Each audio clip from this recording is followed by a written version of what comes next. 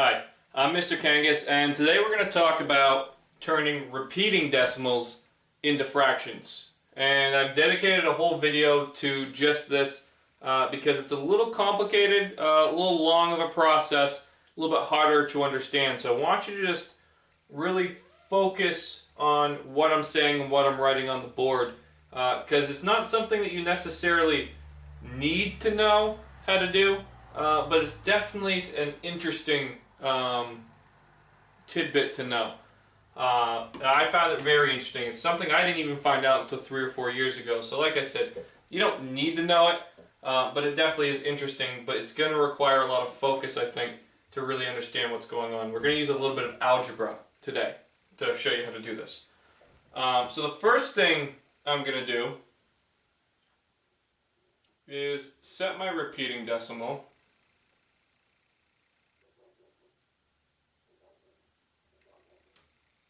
Okay, and I'm going to put a little line over the 3/8 because the 8's what's repeating.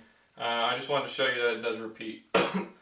So I'm going to set my repeating decimal equal to a variable. In this case, I chose n. Okay, now this equal sign is telling us the left side and the right side are the same thing. Okay, and what n is going to represent when all is said and done is the fraction that 0.8 repeating represents. Okay, so I don't know what that fraction is, so I've represented it with n. The fraction and the decimal, though, will be equal. Just this 3/4 is equal to 0.75. So the first thing I'm going to do is I'm going to multiply both sides by the same number, and in this case that number is going to be 10, and there's a reason for that, and we're going to talk about that in just a second. Now, when I multiply both sides by 10, 10 times n gets me 10n. Okay? And then when I multiply 0.8 repeating by 10, I get 8.8 repeating. Okay? Whenever you multiply a number by 10, it moves the decimal forward one space. Okay?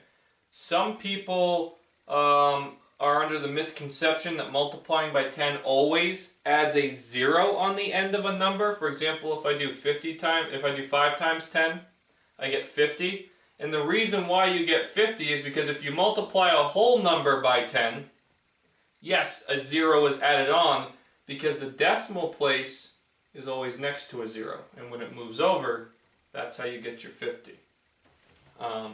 But in reality, multiplying by 10 just moves the decimal over one place. Okay?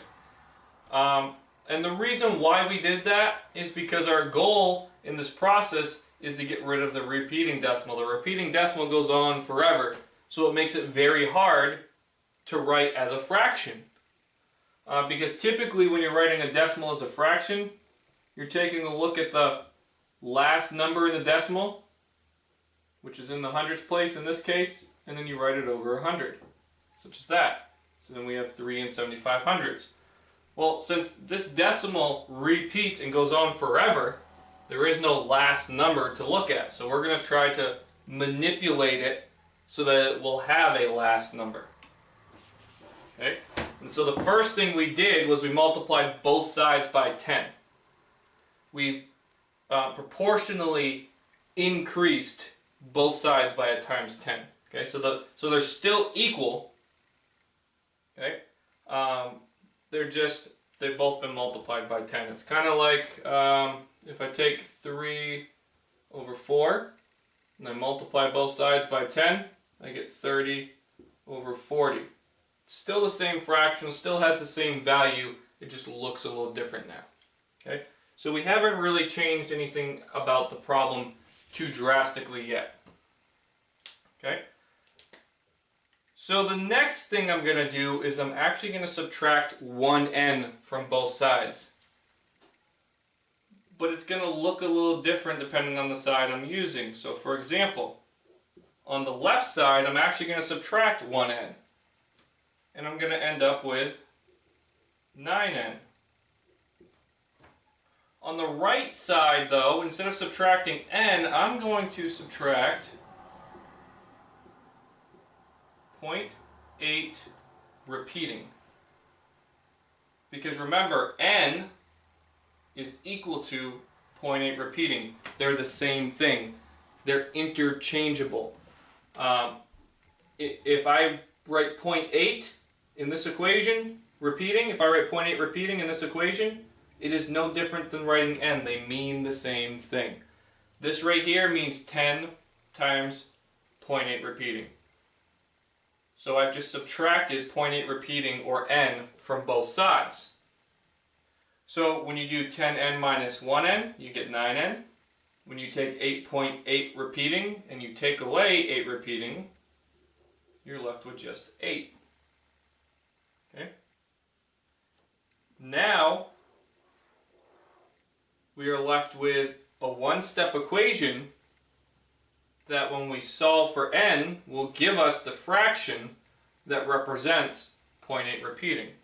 So if you remember correctly, when you have a one-step equation and you have 9 times n and you want to get rid of the 9 so that n is by itself, so that's our goal, we want to know what n is, what is the fraction form of 0.8 repeating.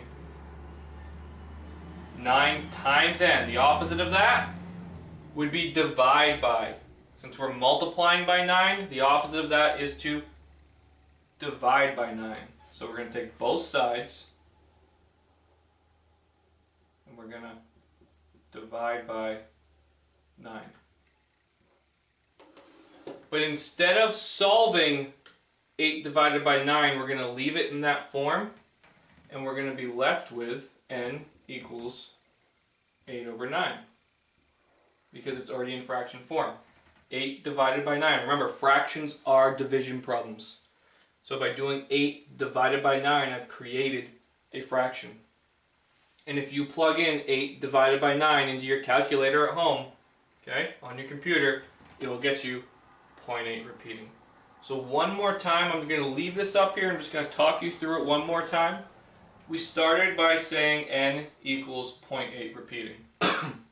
n represents the fraction n is the fraction that represents 0.8 repeating. We don't know what that fraction is yet, but we're going to find out. So n and 0.8 repeating are the same thing. That's what this equal sign tells us. So to start, I realize I have to manipulate the form of 0.8 repeating. I have to keep it the same, but I also have to manipulate the form. Because as it is now, it is in decimal form, and it's a decimal that doesn't end. And typically when we write decimals as fractions, we use the last number in the decimal. This has no last number. It goes on forever. Okay, so we need to manipulate it so we can get a last number. So the first thing I did is I multiplied both sides by 10.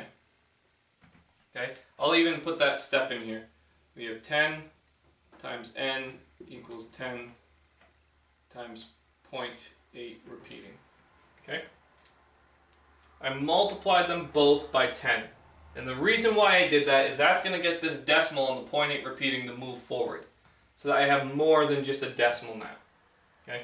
But because I did it to both sides, it's kept my equation the same. It's kept it equal. It's got the same value. They're still equal to each other. So, when I did 10 times n, I got 10n.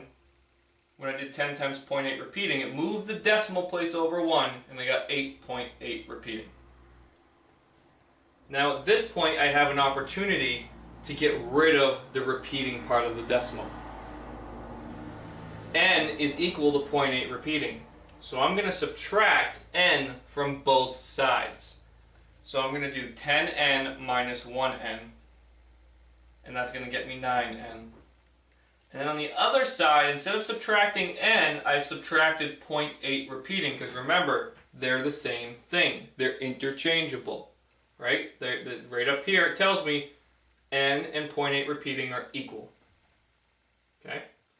So by subtracting 0.8 repeating from 8.8 repeating, the repeating 8's disappear and you're left with just 8. So now it's a one-step equation. I'm going to divide both sides by 9 to get rid of the 9.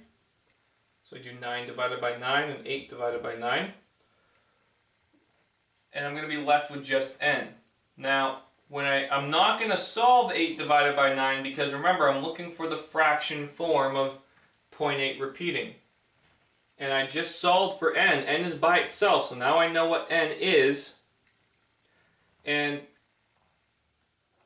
8 over 9 is already in fraction form. I meant to do 8 divided by 9, and by doing that, I've created a fraction. Because remember, fractions are division.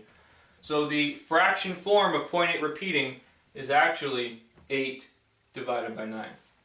So that is how and why you can turn a repeating decimal into a fraction.